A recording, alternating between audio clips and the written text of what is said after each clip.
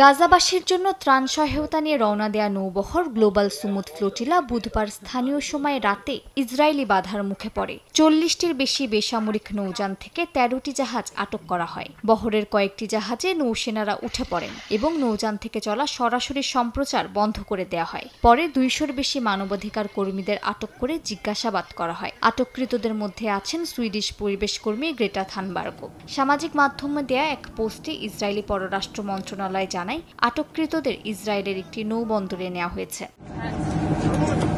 কিছু নৌযান থেকে ভিডিও প্রকাশ করা হয়েছে যেখানে যাত্রীরা তাদের পাসপোর্ট দেখিয়ে দাবি করেছেন যে তাদের জোরপূর্বক ইসরায়েলে নিয়ে যাওয়া হচ্ছে। এদিকে ইসরায়েলি নৌবাহিনীর দাবি ফ্লোটিলার এই কর্মীরা সক্রিয় যুদ্ধক্ষেত্রে প্রবেশ করছে এবং বৈধ অবরোধ লঙ্ঘন করছে।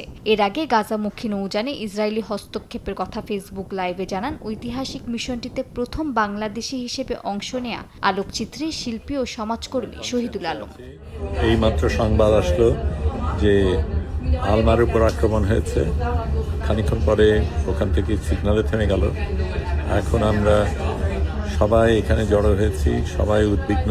বেশিরভাগ নৌযান বাধা এড়িয়ে এখনও গাজার উদ্দেশ্যে এগোচ্ছে। ফ্লোটিলা থেকে সামাজিক যোগাযোগ মাধ্যমে কড়া ভাষায় হুঁশিয়ারি দেওয়া হয়েছে। বলা হয় অবৈধ ইসরায়েলি হস্তক্ষেপ তাদের থামাতে পারবে না। তারা জানায় ফ্লোটিলার এই মিশন শান্তিপূর্ণ মানবিক কার্যক্রম। এদিকে গাজা সিটির বিভিন্ন এলাকায় ইসরায়েলি তাণ্ডব অব্যাহত রয়েছে। স্কুল হিসেবে পরিচালিত অস্থায়ী আশ্রয় কেন্দ্রে মিসাইল হামলা চালিয়েছে ইসরায়েল। সেখানে আশ্রয় নেওয়া বহু ফিলিস্তিনি নিহত হয়েছেন। সিভিল ডিফেন্সের টিম ঘটনাস্থলে পৌঁছালে নতুন এক বিমান হামলায় তাদের মধ্যে কয়েকজন উদ্ধারকর্মী হতাহত হন। আলফালা অঞ্চলের আরেকটি স্কুলও হামলার লক্ষ্যবস্তুতে পরিণত হয়েছে। মালিহা সুহরওয়ার্দী, সময় সংবাদ।